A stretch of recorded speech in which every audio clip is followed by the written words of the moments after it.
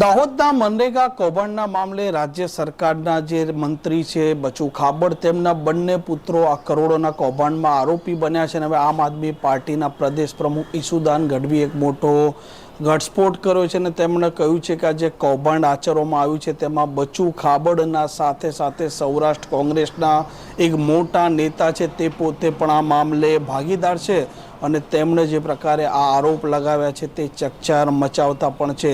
તેમણે ત્યાં સુધી કહ્યું છે કે આ કૌભાંડ છે વર્ષ 2018-19થી ચાલુ થયું છે અને રાજ્ય કક્ષાના મંત્રીના બંને પુત્રોએ જે પ્રકારે આ કૌભાંડ આચર્યું છે તેનો આંકડો હજી સુધી નાનો છે, પરંતુ જેમ જેમ તેની તપાસ થશે તેમાં આંકડો 300 થી 400 કરોડ રૂપિયા સુધી પહોંચી શકે તેમ છે। અને તેમણે ત્યાં સુધી કહી દીધું છે કે વિસાવદરની બેઠકમાં જે કોંગ્રેસના ઉમેદવાર ઉતારવાની જાહેરાત કરી છે તે કોંગ્રેસે એટલે કરી છે કે કોંગ્રેસના આ મોટા નેતા ભારતીય જનતા પાર્ટીના આ મંત્રી છે તેમના કૌભાંડમાં સપડાયેલા છે અને તે અને તેમના મળતિયાઓ જેલમાં ન જાય તે કારણસર ભારતીય જનતા પાર્ટીના ઈશારે વિસાવદરમાં કોંગ્રેસ તેમના ઉમેદવાર ઉતારવાની છે અને આમ આદમી પાર્ટીનો જે ઉમેદવાર છે તે હાલ ગોપાલ ઇટાલિયા છે।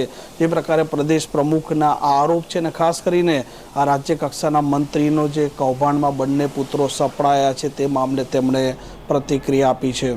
પોતે પંચાયત મંત્રી છે ને પોતાના જ મંત્રીમંડળમાં જો એમના જ દીકરાઓ 200-300 કરોડનું કૌભાંડ કરતા હોય અને ગુજરાતની પોલીસ એમને પકડતી હોય, અમે ડાયરેક્ટ તો વિપક્ષની વાત મૂકી તો પોલીસ ઓન પેપર એફઆઈઆર થઈ છે। જ્યારે એમના જ મંત્રાલયમાં જો આટલા કરોડનું કૌભાંડ થતું હોય ને એમને ખબર ન હોય તો પહેલી વસ્તુ તો એ છે કે એમને મંત્રી પદ માટે બેસવાની એ લાયકાત છે ખરી? પહેલો પ્રશ્ન। બીજું કે એમણે જે મંત્રી પદમાં અત્યારે પણ યથાવત છે, જ્યારે ઓપરેશન ગંગાજળની વાત કરી રહ્યા છે પ્રધાનમંત્રી શ્રી અને મુખ્યમંત્રી શ્રી, તો નાના નાના એક કોન્સ્ટેબલ 100 રૂપિયાની લાંચ લે છે તો એની વિરુદ્ધ પગલા લેવાય છે, જ્યારે મંત્રી પુત્રોને 200-200 કરોડના કૌભાંડ થાય છે ને આ તો હજી આઈસબર્ગ સમાન છે, હિમશિલાની ટોચ સમાન છે।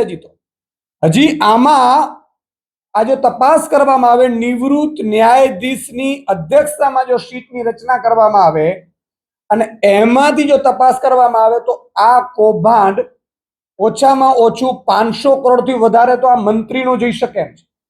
તો પહેલા તો મંત્રીને પોતાના જ મંત્રીના વિભાગમાં કૌભાંડ થયા છે, પોતાના દીકરાએ થયા છે, એટલે 1 મિનિટ પણ એને બેસવાનો અધિકાર નથી।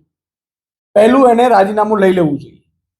બીજું, એમની વિરુદ્ધ પણ તપાસ થવી જોઈએ। આ પહેલા પણ બચુ ખાબડે ખૂબ મોટા કૌભાંડો કર્યા છે, આક્ષેપો થયા છે। અમારા ધારાસભ્ય શ્રી ચેતરભાઈ વસાવાએ વિધાનસભામાં પણ આ મુદ્દો ઉઠાવ્યો હતો, ત્યારે આ થોડી ઘણી પણ તપાસ શરૂ થઈ છે। આમાં એમના દીકરાઓ, એમના ભાણિયાઓ, એમના સગા સંબંધીઓ બધા મળી અને ગુજરાતને લૂંટવાનું કામ કર્યું છે અને એટલા માટે અમારી માંગ છે કે બચુભાઈ ખાબડને તાત્કાલિક ધોરણે મંત્રી પદમાંથી હટાવવામાં આવે અને એમની વિરુદ્ધ પણ તપાસ શરૂ કરવામાં આવે। એમની વિરુદ્ધ તપાસ કેમ નહીં થાય ભાઈ? એમના જ દીકરાઓએ કરોડો રૂપિયાનું કર્યું છે, એમના દીકરાઓ અત્યારે પોલીસ કસ્ટડીમાં છે અને પોલીસ કસ્ટડીમાં હોવાથી પંચાયત મંત્રી જ્યારે પોતે મંત્રી પદ ઉપર હોય તો સ્વાભાવિક છે કે પંચાયતના કયા અધિકારીઓ કે કયા નેતાઓ, કયા ઉચ્ચ અધિકારીઓ એમની વિરુદ્ધ તપાસ કરશે? તુરંત જામીન લઈને છૂટી જશે। એટલે કૌભાંડમાં ભીનું સંકેલવાનું આખું ભાજપનું ષડયંત્ર છે। ભાજપે આખા ગુજરાતને લૂંટ્યું છે। બીજી મારી એક અમારી તપાસ એ છે, માંગણી છે તપાસ કરવાની કે આખા ગુજરાતમાં મનરેગાનું કૌભાંડ થયું છે। ખૂબ મોટા મનરેગાના કૌભાંડમાં કરોડો રૂપિયાના ગામલા થયા છે, જેના મૃતકો છે, વિદેશમાં છે, એમના નામે પણ આ આખું કૌભાંડ મનરેગાનું આખા ગુજરાતમાં થયું છે। જમીન વિકાસ નિગમ લિમિટેડ, જે તે વખતે હું પત્રકાર હતો ત્યારે એ મુદ્દામાં બહાર આખી વિગતો લાવી હતા અને પછી આનંદીબેને તપાસ ન કરીને એ તત્કાલીન મુખ્યમંત્રી વિભાગ બંધ કરી દીધું। અત્યારે મનરેગાની જેટલી પણ યોજનાઓ, જેટલા પણ નાણાં આવે છે યોજનામાં, એ ગરીબોને 100 દિવસની રોજગારી આપવા માટે આવે છે। એક ગરીબને 100 દિવસની રોજગારી મળે તો એમનું ઘર, એનું કરિયાણું ચાલે, એટલા માટેની આ યોજના છે। એમાં 60-40નો રેશિયો હોય છે, 60% મજૂરોના, 40% માલ સપ્લાયના। તો આ તમામ બાબતોમાં બહુ મોટા કૌભાંડ ભાજપના નેતાઓએ તમામ જિલ્લાઓમાં કર્યા છે। કોઈ કોંગ્રેસના મોટા નેતા પણ સૌરાષ્ટ્રના આ મનરેગા કૌભાંડમાં સંડોવાયેલા છે અને એમની કંપનીએ પણ ગુજરાતમાં બચ્ચુ ખાબડ મને લાગે છે એમના પાર્ટનર છે અને એમની કંપનીએ લગભગ અંદાજે આ આખું કૌભાંડ 2018-19 થી ચાલી રહ્યું છે. એની જો તપાસ કરવામાં આવે તો કોંગ્રેસના મોટા નેતા સહિત આખી ટીમ છે એ જેલમાં જાય એવી શક્યતા છે અને એમનું કૌભાંડનો આંકડો 2000 કરોડની આસપાસ જાય એમ છે. એ 3-4 જિલ્લાઓમાં આ એજન્સી કામ કરી રહી છે. જે કોંગ્રેસના મોટા નેતાએ એટલે કદાચ દબાણમાં આવીને કોંગ્રેસના નેતાઓએ ભાજપના દબાણમાં આવીને જેલમાં ન જવું પડે એટલા માટે તેને વિસાવદરમાં ઉમેદવાર ઉભો રાખવાનું નક્કી કર્યું હોય એવું લાગી રહ્યું છે.